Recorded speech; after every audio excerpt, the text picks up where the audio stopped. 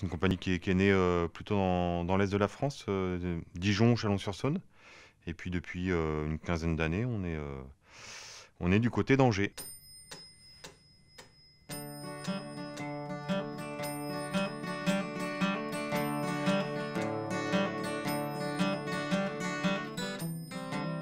Avant d'être musicien, à en faire mon métier, j'ai bossé dans l'animation auprès d'enfants.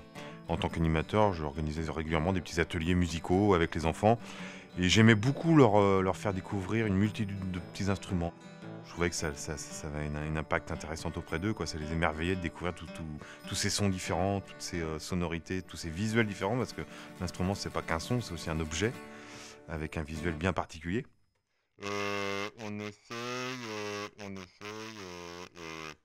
là, c'est là. On essaye.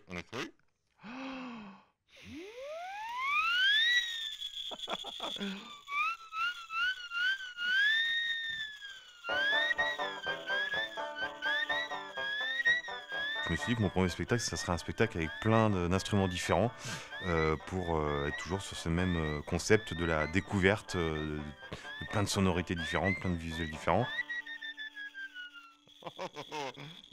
C'était là, c'était là. Alors, on a fait celui-là, on essaye. Oh, celui-là. On essaye, attention. Et puis tout ça bien sûr mis en scène. Donc j'ai travaillé avec quelqu'un, un metteur en scène, qui m'a aidé à créer ce petit fil rouge de la construction d'un morceau de musique. Donc avec ces petits tableaux qui présentent les instruments les uns après les autres pour finir sur un morceau final avec l'ensemble des instruments.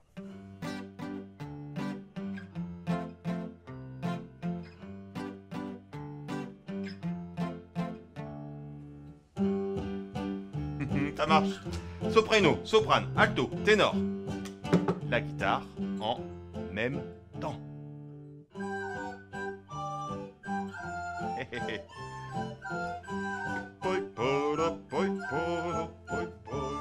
Ça attise la curiosité des enfants, c'est-à-dire qu'ils voient un instrument, ils l'entendent, ils ont vraiment envie après d'y jouer, quoi.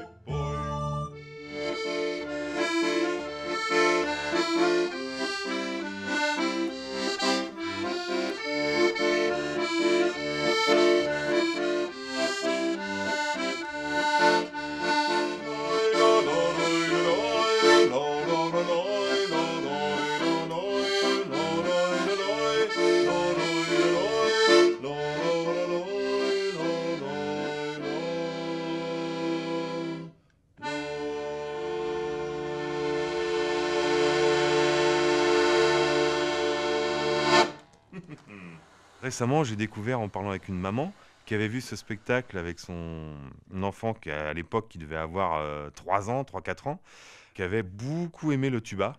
Et du coup, il a revu le spectacle 6 ans après.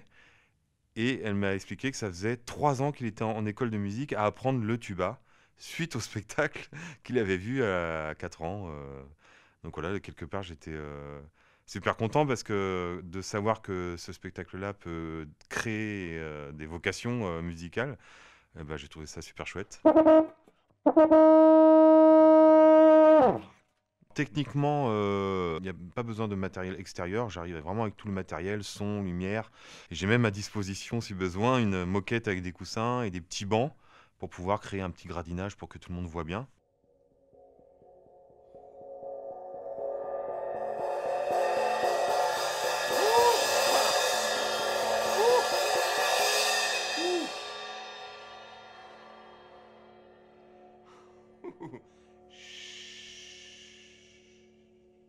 Je propose aussi à la fin du spectacle un petit temps d'échange avec les enfants et puis les plus grands.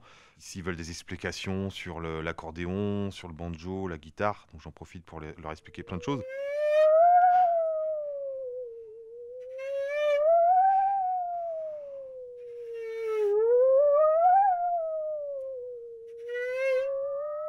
Ouf. Hop. Et après, le prolongement, en effet, en bibliothèque, ça peut être autour des De la famille, par exemple, des cordes. Donc là, moi, dans mon spectacle, j'ai la guitare et le banjo dans la famille des instruments à cordes, mais on peut extrapoler en parlant du violon, en parlant de tous les instruments à cordes. Instruments à vent, pareil, j'en ai quelques-uns dans mon spectacle, mais on peut extrapoler aussi en parlant d'autres instruments à vent qui n'ont pas été vus dans le spectacle.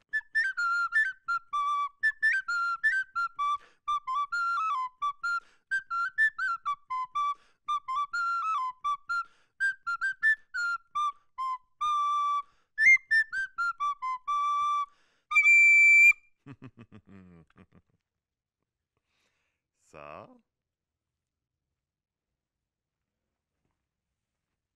ça,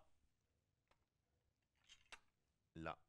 J'ai aussi un collègue de la compagnie qui joue pas sur ce spectacle, mais qui fait des interventions sous forme d'atelier auprès d'enfants, où il leur fait construire des petits instruments très simples à fabriquer, à base plutôt d'objets de récupération qu'ils peuvent ramener chez eux. Donc c'est des ateliers qui peuvent se faire soit en amont du spectacle, soit après le spectacle.